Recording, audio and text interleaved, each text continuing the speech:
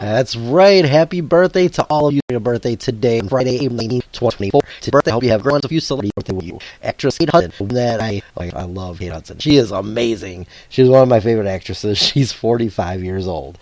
James Franco, actor, is 46. Tim Curry is 78. Candace Parker, Chicago's own, is 38 today. Allie from the show Beef is 42. And Luis Miguel is 54. And from TikTok, a huge star on TikTok, her name is Maggie Clayton. She is 33. Everybody would know her as the wife of, his name is Dron Clayton, and he does the Gangster's Paradise parodies with her, where he makes fun of something about her, or she'll make fun of something about him, and then they do the Gangster's Paradise as they walk away. I think everybody's seen them on TikTok. If you're big on TikTok and you're on there all the time, I'm sure in your FYP they've popped up. So happy birthday to all of them. Special birthday shout out to a few big celebrities that actually have a birthday this weekend. Tomorrow, Joey Lawrence, Carmen Electra, Killer Mike, and then Sunday, Tony Romo, Tony Danza, Hold Me Closer, Tony Danza, and Rob Riggle. And then, of course, Nikki Cross from WWE also has a birthday. And a big happy heavenly birthday shout out to my father in heaven. His birthday is Sunday also. So happy birthday to him. I miss you every day, Dad. Let's go into the show now. We got a lot of fun stuff to talk about. The WNBA Draft was this week. A lot of big stuff happened there. We got the NFL Draft 6 days away. Where are the Bears going to go with it? Who's going to get who? We'll find out next Thursday, but today we talk about the top 30. Also, the NHL and NBA playoffs are set to start this weekend. We'll find out what the movie box office from last week was. Let's see. We got the final list coming up for the Rock and Roll Hall of Fame. By the end of April, by next week, we should hear who is going to be in the Hall of Fame this year for Rock and Roll Hall of Fame. But there is the nominee list. The fans already voted. Now it's up to international. So we'll find out who the finalists are for that. First list of the daytime Emmys came out. So we got a lot to talk about. So let's get it kicked off. Oh, and a new segment that I'm starting is album reviews. I'm starting with Taylor Swift's new album that released last night at 11 p.m. Central Time, midnight in the East Coast. So I'll review that. And then every week, I've already posted this on Facebook. I'm going to post it on TikTok and, of course, right here on my show. If you want to answer anything that I talk about, if you want to say anything to me, go ahead, hit me up. And my email address, everything is down below in the show links, all the show comment stuff. Go check it out. It'll tell you all of where I am on social media and, of course, on email. So email me. My new segment's going to be, I'm going to review an album a week. Now, this doesn't have to be current albums, new albums. This could be an album from the 90s, could be from the 80s, could be the 70s, the 60s, the 50s, could be from 2010. Whatever your favorite album is, let me know, and I'll listen to it from cover to cover, and I'll review it. Now, of course, don't think just because you email me that it's going to be next week, because that's not how it works. I actually have one for next week already. People have been replying on Facebook a little bit here and there as of today, so I'll be making a list that every week I'm going to do one album, and I'm going to listen to the whole thing, and I'll let you know what my top favorite songs are from the album that you gave me. Could be something I've heard before, but it doesn't matter. I'm still going to do it. All right, let's get this kicked off. Let's talk about the WNBA Draft. Now, because the league is so small, there's only 3 rounds of draft for the WNBA. It's not like the NBA. There's only 12 teams. So, yeah, there's really no reason to have more than, obviously, 3 rounds. So, here we go. Let's kick it off. Everybody's favorite, well, almost everybody's favorite, Caitlin Clark from Iowa. She was drafted with the number 1 pick to the Indiana Fever. I think everybody's really excited about this. I'm going to talk a little bit about Caitlin Clark after we go through all this. Number 2, the Los Angeles Sparks ended up with Cameron Brink out of Stanford, a forward. Chicago Sky via the Phoenix Mercury. My favorite team, of course, because I'm from Chicago. We got Camila Cardarso from South Carolina, the center. I'm really excited about what the Chicago Sky did in the first round. Number 4, the Los Angeles Sparks again, via the Seattle Storm, got Rakia Jackson, a forward out of Tennessee. Number 5 was Dallas Wings via Chicago Sky. We traded. They got J.C. Sheldon from Ohio State. The Washington Mystics picked number 6. They got Aaliyah Edwards, forward out of UConn. The Chicago Sky via Minnesota Lynx. We did a trade with them and ended up getting Angel Reese, forward out of LSU. So we got 2 big ones in the top 10. That's amazing. Number 8 was the Minnesota Lynx via Atlanta Dream. They got Alyssa Philly, forward out of Utah. Number 9, the Dallas Wings got Carla Lett from France. Connecticut Sun got Lucia Lucan from France. The New York Liberty at number 11 got Marquisha Davis from Ole Miss. And the Atlanta Dream at number 12 via the Las Vegas Aces got Nadel Pooch from Australia. I'm not going to go into every round because, I'm not even going to do that for the NFL draft. We're only going to do the first round. But we'll talk about Chicago's picks really quick because I'm from Chicago and this is a Chicago-based show. Chicago Sky in the second round via the Phoenix Mercury got Brianna Maxwell from Gonzaga. Let's see. Any other ones in the second round? Nope. Third round, the Chicago Sky ended up getting nobody in the third round either. So just the first 2 rounds. But we did have 2 picks in the first round and then 1 pick in the second round. So it's pretty decent. Really proud of what Chicago Sky did. I think that they're going to make a run for the WNBA championship. I think that we have a pretty decent team. But I think everybody's big thing is talking about Caitlin Clark from Iowa. I'm going to buy her jersey from Indiana because she's an amazing player. As much as I'm excited for what the Chicago Sky did, but Caitlin Clark, the Fever, when they come to Chicago and play the Sky, it's going to be sold out. They need to go to the United Center for that game because that's going to be a big game. But Caitlin Clark, amazing athlete. She just signed an 8-figure, or in the midst of signing an 8-figure deal with Nike, with also her own pair of shoes. An 8-figure deal. Now, here's the thing about the WNBA. I feel like they should make more money. A little bit. I'm not saying it has to be a lot, and I get it. Revenue, all that. They lost a lot of money. The NBA subsidizes it and everything. But I feel that these women should make, at least as rookies, a minimum of $100,000 a year. The rookie deal in the NBA is like $1.1 million for a rookie. So, and I get you're not going to make that as a woman player right now because it just doesn't.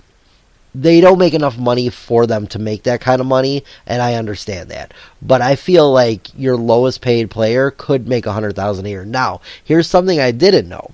Players in the WNBA get a free apartment and a free car when they sign. So, and I don't know if that's a WNBA rule or if that's per team, but yeah, they get a free car and a free apartment. So in a way, no, they're not paying for an apartment.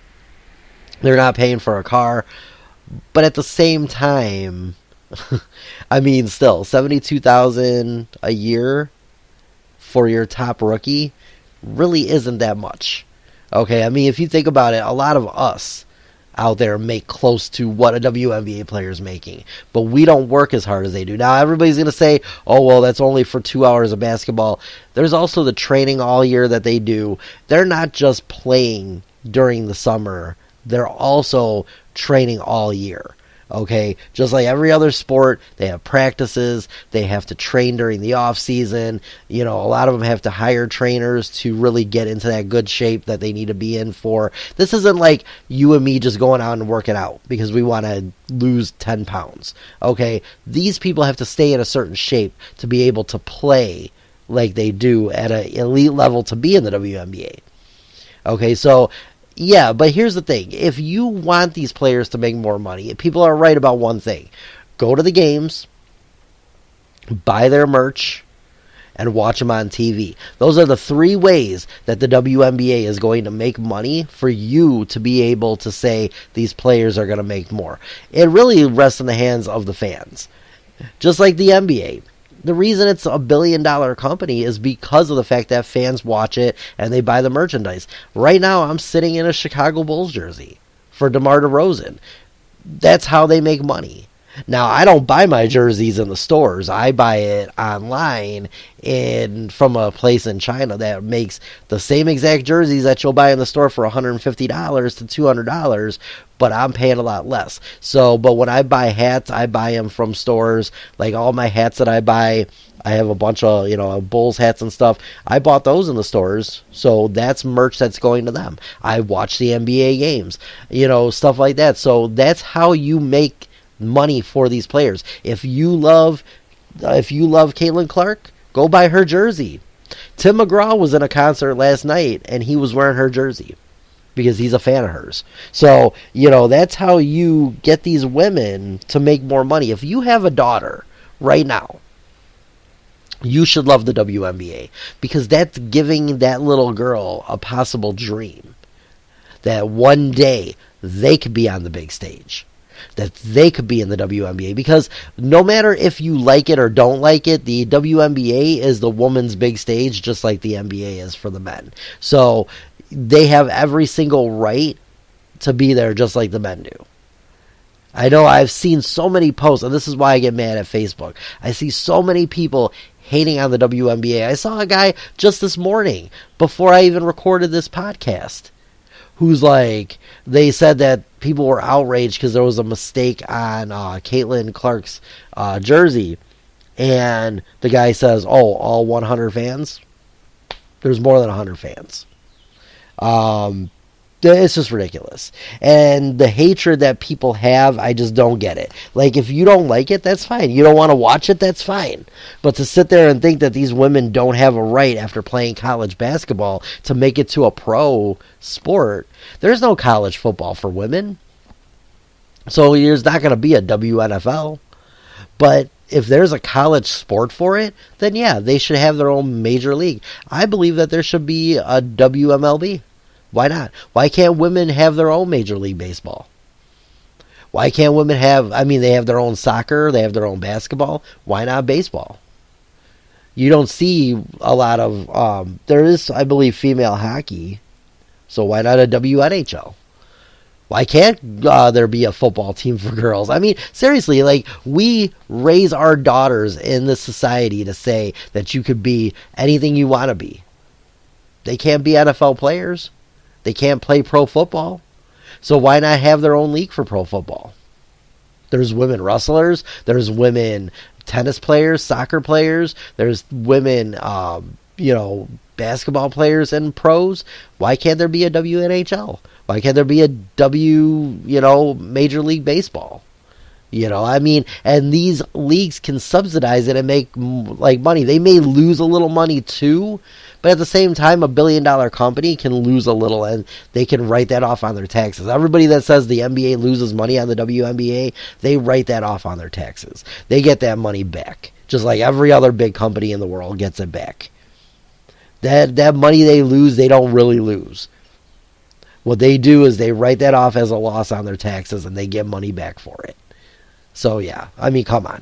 Let's be realistic when it comes to that. But, yeah, that's it. But I'm excited for the WNBA season. I think that Caitlin Clark's going to bring a lot to the WNBA, a lot of eyes that weren't there. People are excited about the Chicago Sky. They're excited about the players that we got. And they're excited for Caitlin Clark in Indiana because that's just up the street from Chicago. Indiana's right there. Obviously it's Indianapolis, so it's a little different, but people could still make a drive there and still be excited over it. So yeah, I'm excited to see where the WNBA goes this summer.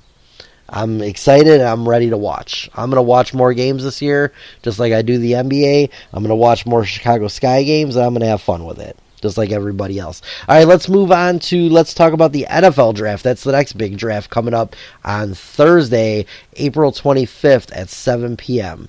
So let's talk about it. So next week, of course, is the NFL draft, like everybody knows, and I think everyone's excited for it. New beginnings for a lot of teams. A lot of teams are going to get, hopefully, players that are going to change the dynamic of their team, including the Chicago Bears. We know we're moving on from Justin Fields. He's gone. So we know we have to move along from him. Obviously, that is with a rookie quarterback. And I, for one, as a Chicago Bears fan, I believe that this team is moving away from the narrative that we've had in the past where we can't develop a quarterback. Now, we have a shot to get the best or one of the best quarterbacks in the league in the NCAA.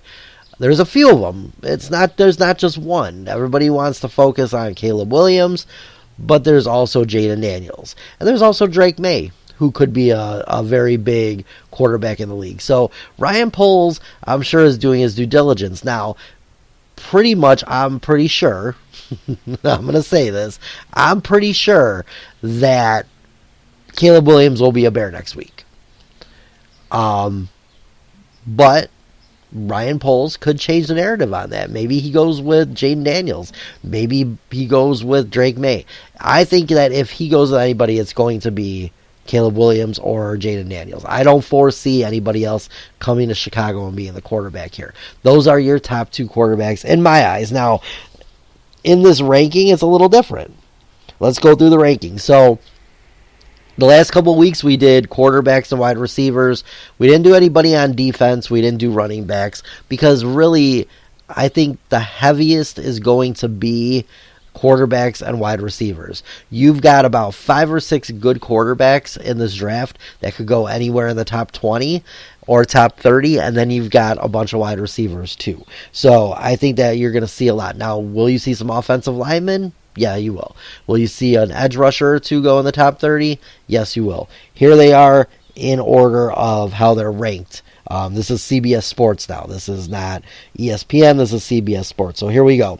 Number 1 ranked is Marvin Harrison Jr., wide receiver, 6'4", 205 pounds. He is definitely going to be going in the top 4. If he does not go, he's not going top 3, but he will be number 4. And I believe he goes to the Arizona Cardinals unless they make a trade. If they trade, then it depends on who they trade with. Because most likely anybody that trades in the top 5 is going to want a quarterback, not necessarily a wide receiver. Anybody willing to trade into the top 5 is not going for anybody but a quarterback because those are teams that desperately need a quarterback. Like Minnesota is definitely in talks to need a quarterback. But yeah, so, Marvin Harrison Jr. will definitely go in the top 10. I say top 4, probably at number 4 to Arizona if they decide. They have Kyler Murray. They're definitely not going quarterback. They are going to go with a wide receiver if they don't trade. So we'll see what happens. Number 2, Caleb Williams, quarterback, 6'1", 215. I believe out of USC, I believe he goes with the Chicago Bears. Obviously, the Bears are going to need a quarterback. It's going to be either him or Jaden Daniels, but I believe Caleb Williams is a lock. Caleb Williams did not meet with any other teams. The Bears are the only ones. So I'm guessing they already told him, we are drafting you. You don't need to visit any other teams. And I'm sure he was happy with that. He met with the Bears at least 3 times already since all this started. At the Combine, dinner after the Combine, and then he came, I believe, out to Chicago and had dinner with the Bears here. And I think somewhere else too. So I think like 4 times he's met with the Bears already. So yeah, pretty sure that Caleb's a lock-in for the number 1 draft pick for Chicago. Number 3, Malik Neighbors, wide receiver out of LSU. He is going to go in the top 10, I believe, depending on how heavy the quarterbacks go. I believe he'll be somewhere in the top 10. Number 4 is Alamano Fashu out of PSU. He's an offensive tackle. I believe that there's teams like the Chargers that if they end up not trading anybody, they will end up going, or the Tennessee Titans, obviously, too, will end up going. They need an offensive tackle as well. So I believe then that's one of the ones that's going to be gone in the top 10. Number 5, Drake May, quarterback out of University of North Carolina. Me, myself, I don't necessarily want Drake May in Chicago. I believe he goes to New England. I think that New England takes them. They need a quarterback. They know they need a quarterback, and he's right up their alley. He's a young white male quarterback, and I mean, come on, Tom Brady in New England. Then you had, and I'm not saying that New England's never had any black quarterbacks, but their biggest ones so far that they've drafted or brought in was Tom Brady, And then, of course, they had Mac Jones, and now I believe Drake May is number 3. So I think he goes in the number 3 next week. Number 6, Jaden Daniels out of LSU, quarterback. He's going top 3 also. If he does not go to the Bears, he will go to Washington. Washington will get whoever the Bears don't. So it'll either be Caleb Williams or Jaden Daniels that goes to Chicago and then Washington. Unless Drake May surprises everybody and goes number 2, but I doubt it.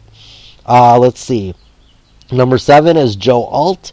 He's out of Notre Dame, an offensive tackle, and he, I believe, will go top 10. I think that he goes somewhere, depending, because like I said, you got Tennessee and you got the Chargers, who are definitely looking out for some offensive type players, some offensive tackles. They need people on their line.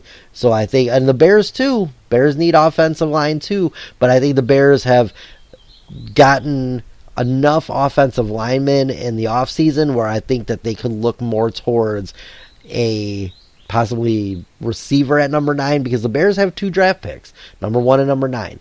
It's either going to be an offensive lineman or it's going to be a wide receiver at number 9 for the Bears if they don't trade. Depending, because there's talk that they might trade. They might trade down, they might trade up. So we'll see what happens. The Bears are going to be exciting at that number 9 pick. I think we all know where they do with number 1. Obviously, it's going to be a quarterback. Number 9 could be an offensive tackle. It could be a wide receiver. It could be a defensive end. There's a lot of ways the Bears could go, or it could be a trade. So we'll see. I'm excited for that number 9 pick for the Bears. Number 8 is Quinion Mitchell, a cornerback out of Toledo. He's 6 foot, 196 pounds. I don't think he goes top 10, though. I mean, he's ranked top 10, but he's not going top 10. Jared Verse out of FSU, an edge. He actually is before this next one I'm going to talk about, and I'm surprised with this. CBS is shocking me with some of these rankings. He's 6'4", 260. I believe that he could possibly be a Chicago Bear if they decide to go defensive end on the other side of Montez Sweat. Dallas Turner, he's another edge, 6'4", 252 out of Bama. Dallas Turner, yes, so he is going to definitely go in, I believe, the top 10. So he will definitely go top 10. I think he goes before Jared Verse. I think that Dallas Turner goes with Atlanta. Atlanta needs, at number 8, they definitely need an edge rusher, and he is going to fit that bill. Let's see, number 11, Rome Odunze, Washington, wide receiver. I believe he goes in the top 10, depending how many receivers go. I think we're going to see him going. Let's see, number 12, Taliza Fagua, offensive tackle out of Oregon State. I believe that he's going to go somewhere in the top 20. Let's see, number 13, Alabama, sophomore, Terrion Arnold, a cornerback. Definitely going to be somewhere in the top 30. We'll see where he falls. Let's see, Brock Bowers, tight end out of UGA. I believe he'll go somewhere in the top 20. I don't think he goes top 10. I don't think anybody needs a tight end that bad right now. And yes, he is going to possibly be another Gronk. He could be another Gonzalez or something. But honestly, I don't think he goes top 10. Unless there's somebody that really just says, okay, he can help our offensive line too, because he's a tight end and they do block, then maybe. But I don't think he goes in the top 10. Number 15 is Byron Murphy II, defensive lineman out of Texas. Number 16 is Latu, an edge out of UCLA. He could go top 10 depending on where the other couple edges go. And we'll talk about that, and we'll talk about my thought for the Bears process in just a couple of minutes here. Number 17 is Brian Thomas Jr., a wide receiver out of LSU. I don't see him going in the top 10. He'll definitely go in the top 30. Number 18 is Amarius Mims, defensive tackle out of UGA. Number 19 is J.C. Latham, an offensive tackle out of Bama. That's the third Bama one. Number 20, my boy J.J. McCarthy out of Michigan, quarterback. He definitely goes top 15. I believe that there's going to be somebody that needs a starting quarterback, or possibly says we'll bench him for a year and see what he does after that. Number 21 is Chop Robinson, an edge out of PSU. Good young edge that he could end up going top 10 also, depending on what everyone looks for. Troy Fanadu out of Washington. He's an IOL linebacker, so yeah, I could see him going top 20. Cooper DeJean, cornerback out of Iowa. Number 24 is Adonai Mitchell, wide receiver out of Texas. Probably top 30. Johnny Newton, defensive lineman out of Illinois. He'll go probably in the top 30. Kool-Aid McKinstry. I hope he does go top 20 from Alabama. He's a cornerback. I hope he goes somewhere in the top 20 because you got to have a Kool-Aid on your team. That's awesome. Ladd McConkey out of UGA, wide receiver at number 27. Darius Robinson out of Mizzou. He's an edge rusher at number 28. Number 29 is Nate Wiggins at cornerback. Number 30 is Jackson Powers Johnson out of Oregon at IOL. And then, of course, 21 is Michael Penix Jr. Comes in at number 31, I'm looking down here because there's a few, like Bo Nix. I think he could go in the top 30. There's a couple here and there that are out of the top 30 ranking that will go in the top 30. Obviously, Bo Nix, I think, could go in the top 30. And I also think that Michael Penix Jr. is definitely going in the top 30 because there's a lot of room for quarterbacks. There's a lot of room in there. So my thought on the Chicago Bears, being a Bears fan, obviously number one, we're going with either obviously Caleb Williams or we're going to go with Jayden Daniels. Okay, those are, to me, the top two quarterbacks in this draft. Now, as for the number 9 spot, if I were the Bears, I'm looking at different things. I'm looking at we need an edge rusher to go on the other side of Montez Sweat. But I'm also looking at we need offensive linemen. We also need another wide receiver. You have 2 big receivers, but you need somebody in the slot that you can trust. And what's better than a rookie at number 3 who can learn from number 1 and number 2? So, I mean, my mind is set up on possibly, if they're there, either Odunze or Neighbors. If they're not there, then you're going to go after an edge rusher. Now, at edge rushing, you're going to see Dallas Turner most likely. He's going to go number 8 to the Atlanta Falcons. But you also have Jared Verse in there at number 9. You could also get, let's see, another edge rusher. Latu from UCLA. He's another good edge rusher.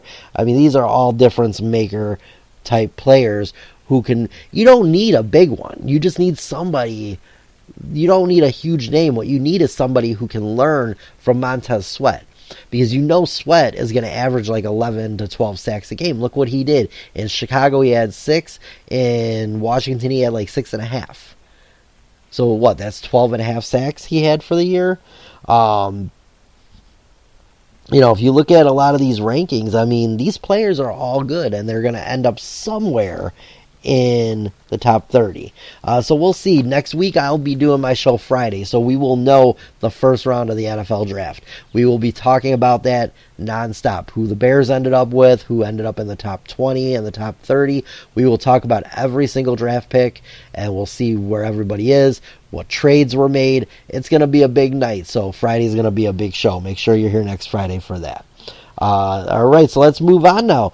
Let's go. The NHL playoffs are starting Saturday. That's right, tomorrow. And let's go over who made it and the games for this weekend. All right, so let's start with the Eastern Conference. The New York Rangers locked in that number 1 spot, and not only the number 1 spot, but the best record in all of the NHL. They went 55-23-4 with 114 points. The number 2 seed is Carolina. They finished at 52-23-7 for 111 points. Florida ended up at 52-24 with 6 overtime losses, 110 points. Those are the top 3 spots. Boston was 47-20-15 for 109 points. The number 5 seed is Toronto. 46, 26, and 10 for 102 points. Number 6 was Tampa Bay at 45, 29, and 8 were 98 points. Number 7 is the New York Islanders at 39, 27, and 16 at 94 points. And Washington rounds out the East with 40, 31, and 11 for 91 points. Eliminated was Detroit, Pittsburgh, Philadelphia, Buffalo, New Jersey, Ottawa, Montreal, and Columbus Blue Jackets.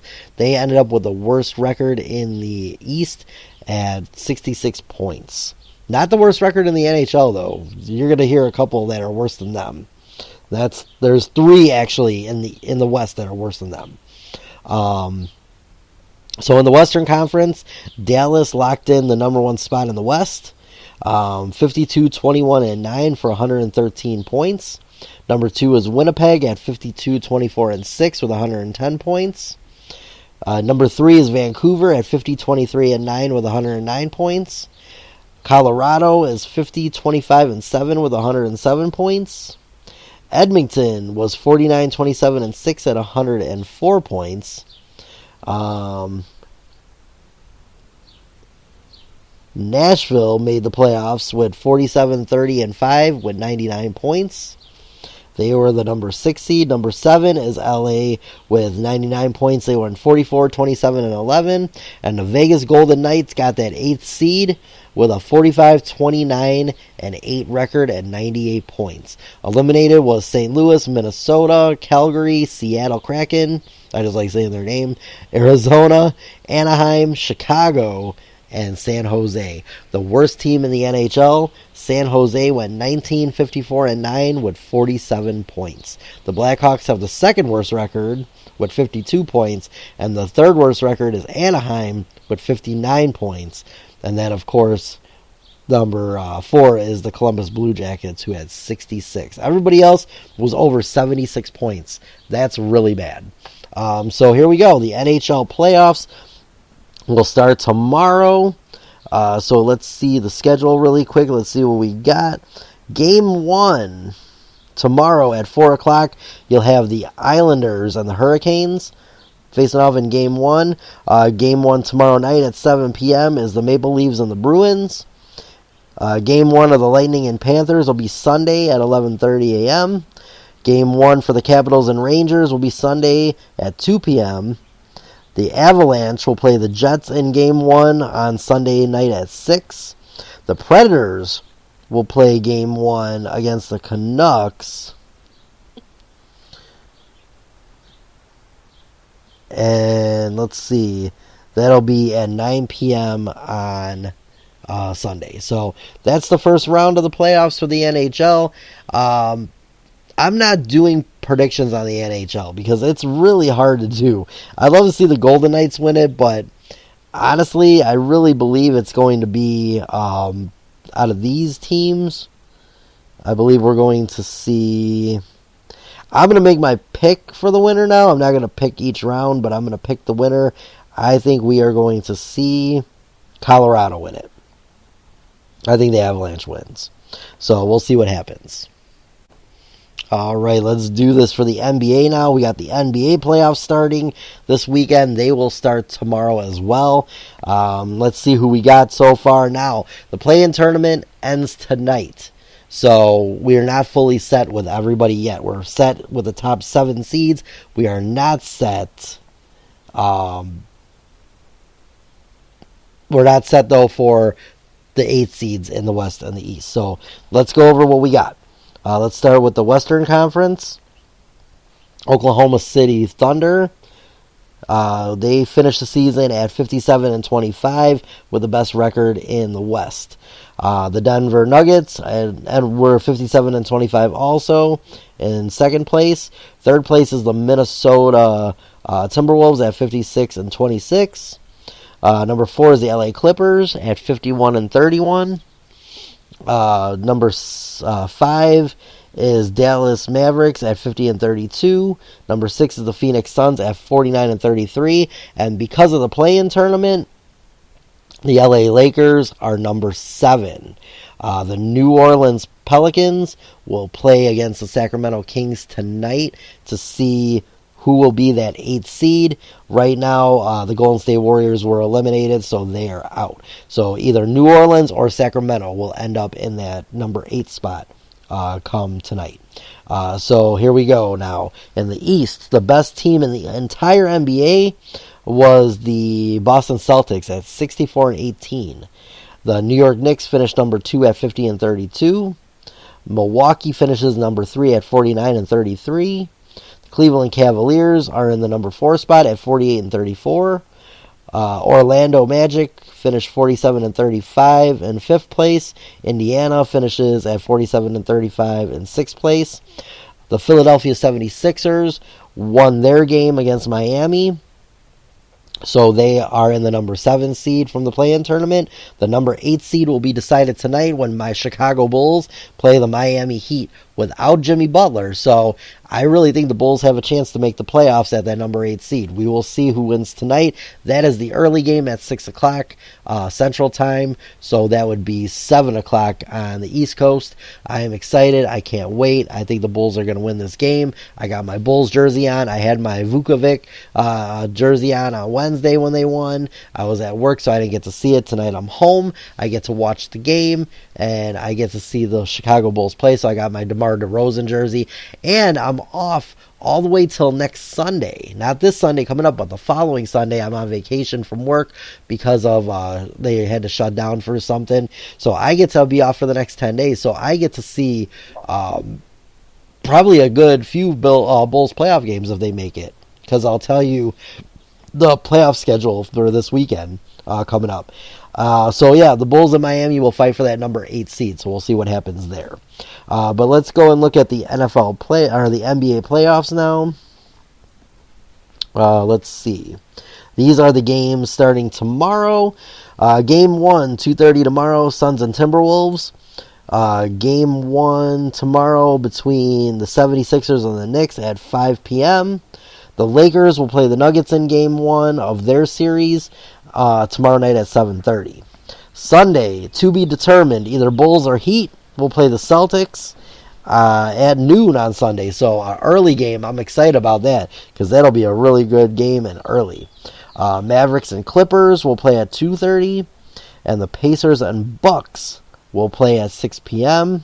And then, of course, Game 1 of the Thunder and either the Pelicans or the Kings will be Sunday night at 8:30. So a lot of games this weekend. If you're an NHL fan, NBA fan, of course Major League Baseball is going on. So, I mean, there's games galore all over. NASCAR is going to have Talladega this weekend on Sunday afternoon. And actually, I'm excited because the Bulls play an early game if they play the Celtics. If we win tonight, we play the Celtics. And then I'll be excited because I might be able to watch some of Talladega. That's a big one. So we'll see. But yeah, so let's go into our entertainment. We are done. Hopefully, I picked, obviously, Boston to win the entire NBA championship. But we'll see what happens there. I'll go more into it once we get past the first round because you can get a lot of upsets going in. But by next week, we should know, if there's any possible sweeps coming up or anything for the NBA. So we'll see what happens there. All right, let's go into our entertainment section of my show. Let's do it. All right, box office for last weekend. Here's what everything did on the weekend and the total gross that it's made so far. Number 10 was Sugar. August Detour, D-Day the movie. Weekend gross for last weekend did $991,000. Total gross of $2 million. Weeks released 1. Number 9 was The Long Game. It did $1.3 million for the weekend. Total gross of $1.6 million in 1 week of release. Shrek 2. Now, I laughed when I saw this, and I'm like, I'm confused by this. It was the 20th anniversary re-release of it, so I was like, damn.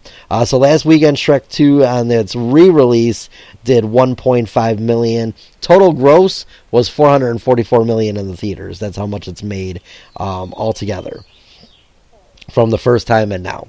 Number 7 was The First Omen, weekend gross of $3.8 million, total gross of $16 million. That's a lot. Let's see, Monkey Man came in at number 6. That movie did $4.1 million last weekend at the box office. Total gross $19 million. Dune Part 2, in the 7 weeks it's been out, it did $4.3 million last weekend, $273 million gross altogether. Kung Fu Panda 4 did $5.5 million last weekend, total gross of $175 million, and that's in 6 weeks of release. Ghostbusters Frozen Empire came in number 3. The weekend gross of $5.8 million.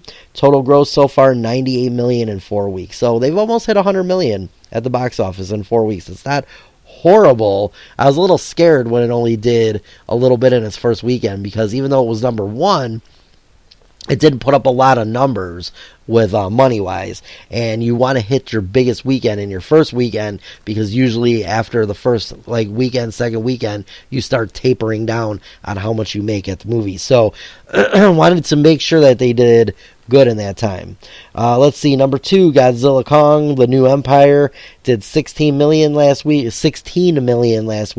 $161 million gross so far in 3 weeks out. And then number 1 at the box office last weekend was Civil War. It did $26 million on its opening weekend and did $26 million gross in 1 week of release. So Civil War did good.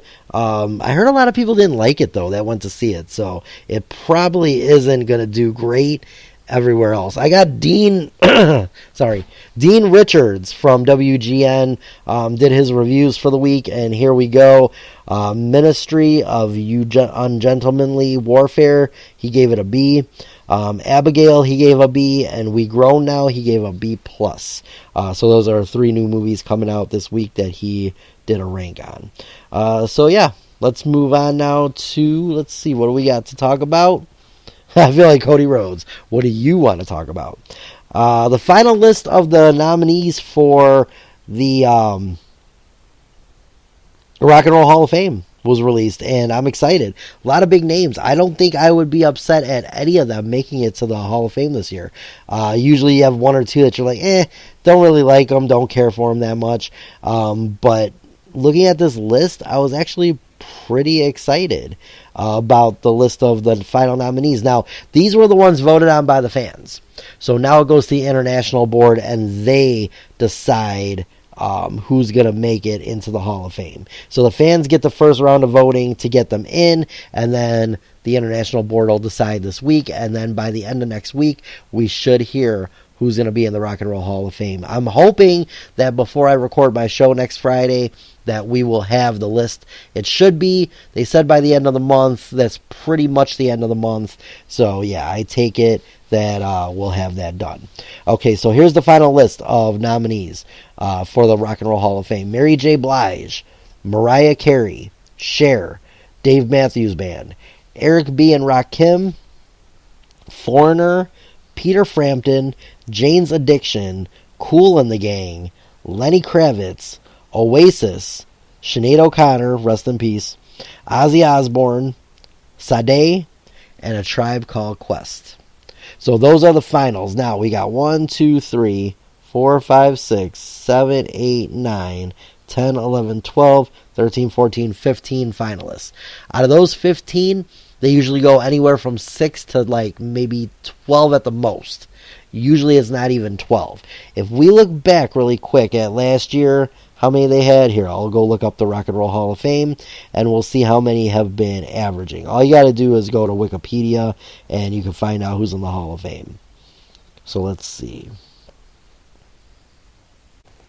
So last year I saw there were 12. So out of 15 you could have 12 go, but normally I would say probably 8, maybe 8 to 10, and stuff. They don't do them all, obviously. I think they should all make it. Out of 15, I would take them all this year, because I think they're all great. I've loved every single artist that's on this list at one point or another, or at least a few songs from each one. Even Dave Matthews Band. I wasn't a huge Dave Matthews guy, but they are a pretty decent band. I mean, that song Crash, it's still played everywhere. You hear it on all the alternative radio stations and everything. So, I mean, people still request it. It's one of my favorite songs by Dave Matthews Band, and I love them. So, that way. I'm not a huge fan of all their other stuff, but hey, maybe if somebody says, listen to this Dave Matthews album, I'll review it. Maybe I'll like it. Maybe I just never gave them a big chance with a lot of their other music. If I had to pick 6 of these off the list, I would pick Mariah Carey, Cher. I would pick Sinead O'Connor, because, you know, she'll be brought in posthumously. Ozzy Osbourne. I would pick Kool and the Gang, because I like them. And I would pick Dave Matthews, because they were in the last time. I think it was last year they were nominated like this, and they didn't get in. So I'd like to see them get in. So yeah, I would pick, out of this list, I would pick, if I had to pick 6. If I had to pick more, Mary J. Blige would be in there. But for me, my 6 would be Mariah Carey, Cher, Dave Matthews, Kool and the Gang, Sinead O'Connor, Ozzy Osbourne.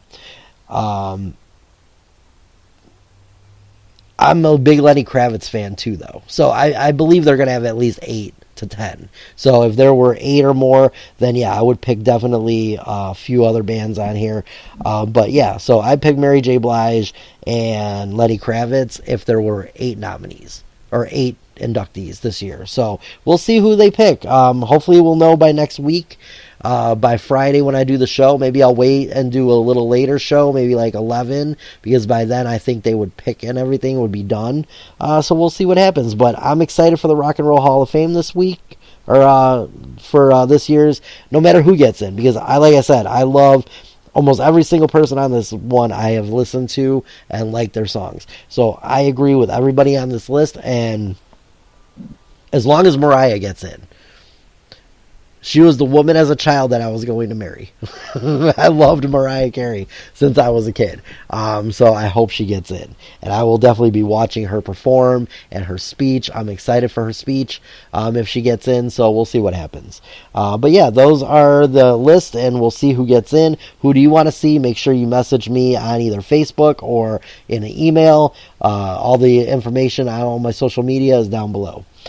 So let's see. First list of the daytime Emmys has come out. We'll know more of the stuff later on, but they release it. Not like a lot of them do it all at once. They did it like this. So let's see the main ones for the daytime Emmys. They're going to be June 7th.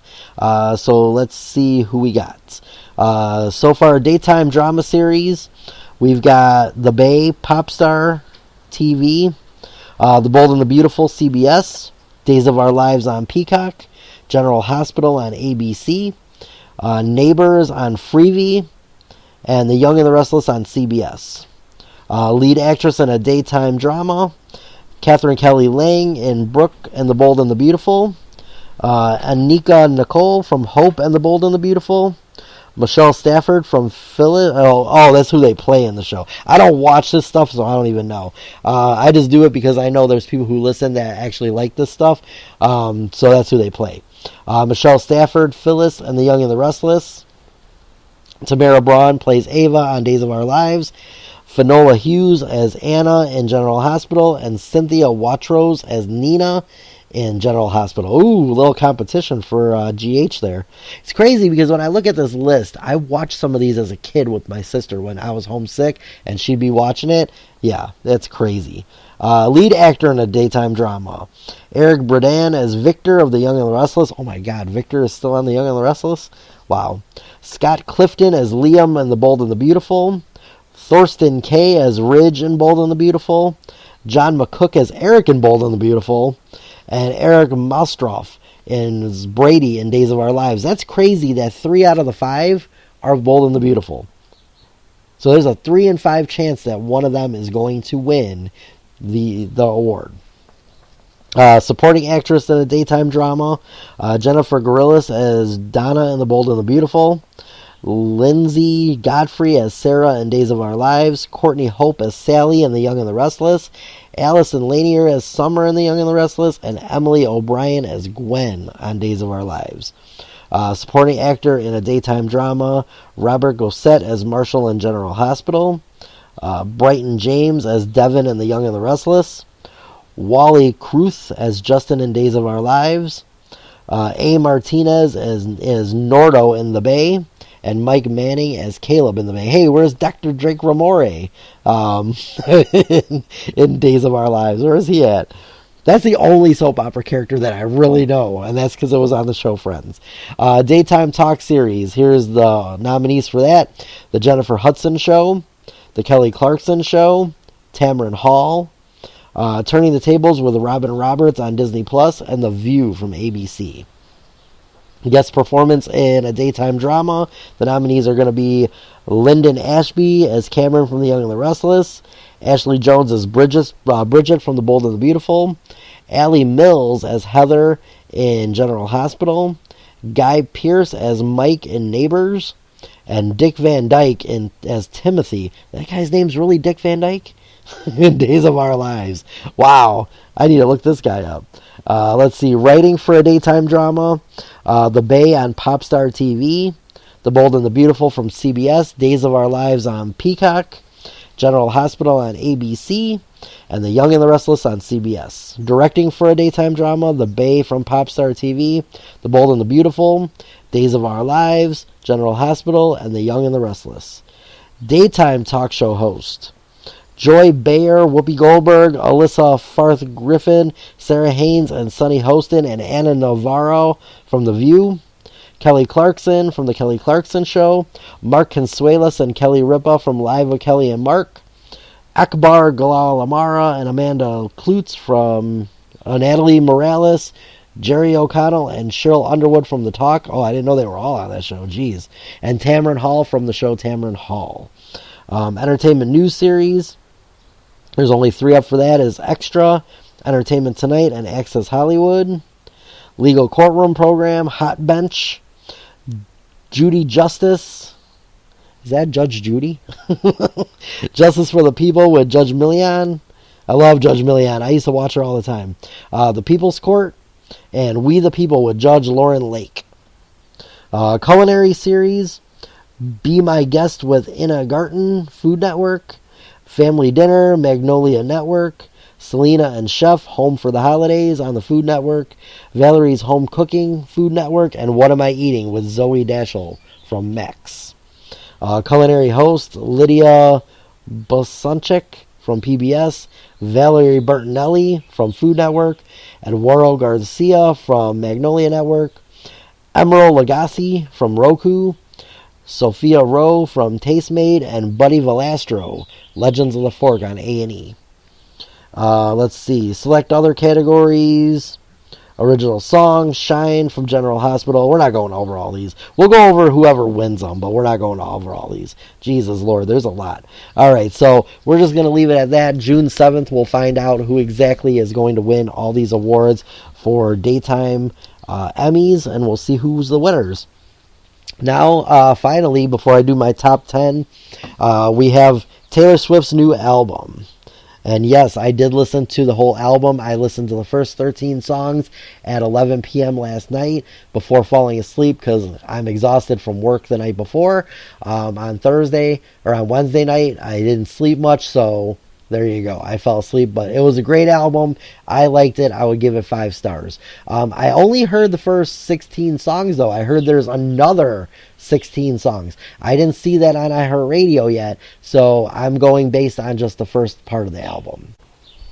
Obviously, the name of the title is The Tortured Poets Department, and the anthology is a double disc CD. That's right. That's crazy. So she did release a double album with this, and I did not know. I am looking on iHeartRadio right now, which is crazy because that's where I listen to all my stuff.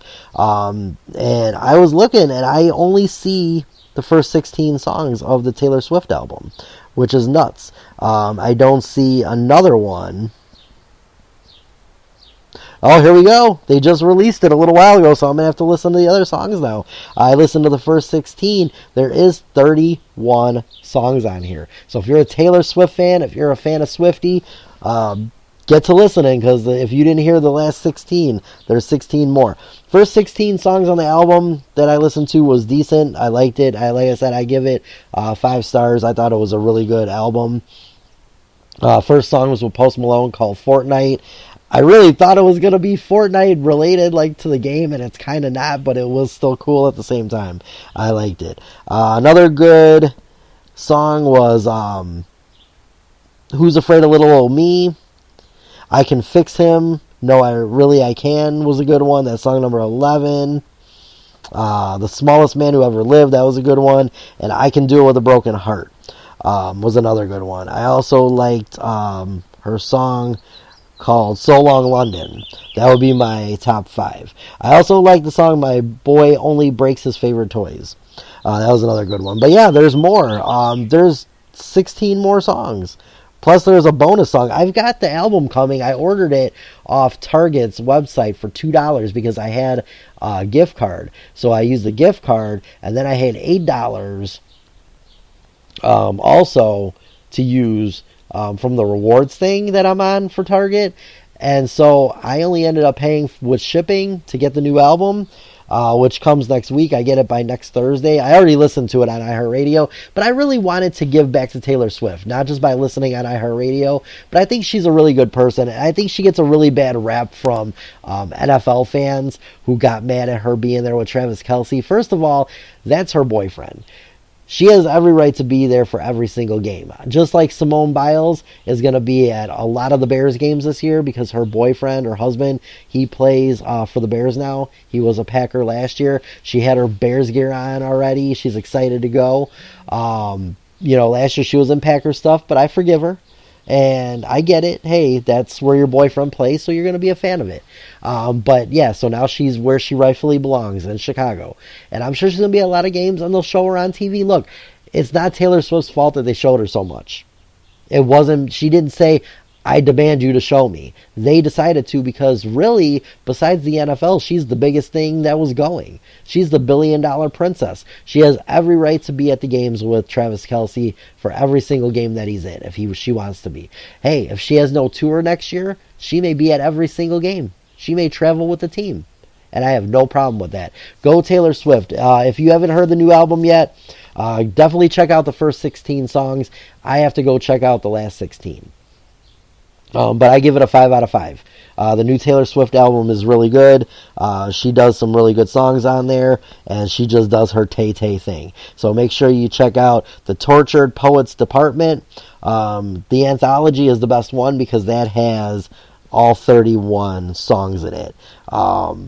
So go check that out. And there is a explicit version and a kid-style version where there won't be any swears because she does swear in a few of her songs, which I was actually shocked by. But yeah, next week I'm going to do another review on another album. And in fact, the first person that commented on my thing, I'm going to give him preference over this because he was the first one to comment. He wants me to do Nirvana, the album Nevermind. Now, I'm a huge Nirvana fan, but I will listen straight through again just to refresh myself on every song on the album, and then I will talk about my top 5 favorite songs, and I will also talk about what rating I would give the CD. But this is not just the CDs of stuff I know. I want people out there to tell me in an email, follow me on Facebook, whatever you want to do, but make sure you do these kind of things. Let's have fun. Let's make it more interactive. Tell me your favorite album of all time. It could be any genre, from any year. It could be new to old. I don't care how old. I don't care if it's Spanish music. I don't understand it, but I'll talk about how much I like the beat. Or the lyrics were kind of cool, even though I don't understand them. So let me know who your favorite artist is, your favorite band, and what your favorite album of all time is. Don't give me a band name. Give me your favorite album. Pick any of the albums that they do. I'll listen to it from cover to cover, and I'll tell everybody what I think the next week. Now, there's going to be a big list of CDs, so it's not going to be next week. If you tell me, I will put it on a list, and I will put it on a rotation, and I will do it when every week I'll do a different one. So eventually you will hear yours if you just, do it. But yeah. Let's go over my top 10 list. I did this in honor of Taylor Swift because she was on. I did my top 10 favorite pop singer women of all time. Number 10 on my list is Christina Aguilera. Number 9 is Dua Lipa. Number 8 is Beyonce. Love Beyonce, but she was number 8. Number 7, Miley Cyrus. I would give her flowers. Aretha Franklin, number 6. I love her. I give her respect. Number 5, Mandy Moore. Not only from This Is Us, but as a singer too. Number 4, Jennifer Lopez. Love me some J-Lo. Number 3, pop princess Selena. Rest in peace. It was just her birthday a couple days ago. She would have been like 52 right now if she were still alive. Rest in peace, queen. Number 2, Taylor Swift. She's not number 1 on my list, okay, but I do love Taylor. I was singing Tay-Tay to my son on the way to school this morning. He was like, I gotta get out of this car. And he ran out of the car at school. And but he loves it. He loves me, even though I'm a Taylor Swift fan. And number 1 is Britney Spears. Whether she's crazy or sane, I love me some Britney. Britney's whole thing is amazing. So, yes, I am a big fan of Britney Spears. She comes in number 1. Let me know who your top 10 females are. I will give a shout out to Jewel. She would be my number 11. I know some people say, what about Jewel? She's awesome too. I love me some Jewel, but she'd be number 11 on the list. I'm going to take off for the week. We are going to go not as long as last week. Last week was like an hour and a half show. But this one was about 60 minutes. So let's get out of here and enjoy your weekend. Make sure you check out some NBA and NHL playoffs this weekend and get ready for the NFL draft. Next Friday when I come back, we will know who the top first round draft picks for the NFL are for this season. I am excited. Football season is already starting with the NFL draft. So here we go. We're getting into it next week. I'll see everybody next week. Stay safe, stay healthy, and enjoy this entire weekend. Summer is upon us. We are getting warmer. It's in the 50s today. It's going to be back in the 70s by next week. So enjoy it. We are on the cusp of May. And just like Justin Timberlake said, it's going to be May. I'll see everybody next week. Have a great weekend. I love y'all. Peace.